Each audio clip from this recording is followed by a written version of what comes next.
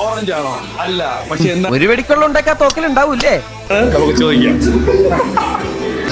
ഇതിന്റെ പേരെന്താന്ന് അറിയോ? പറഞ്ഞോളാ. തെറ്റെന്റെ ഭാഗത്താ. നിനക്കറിയോടാ?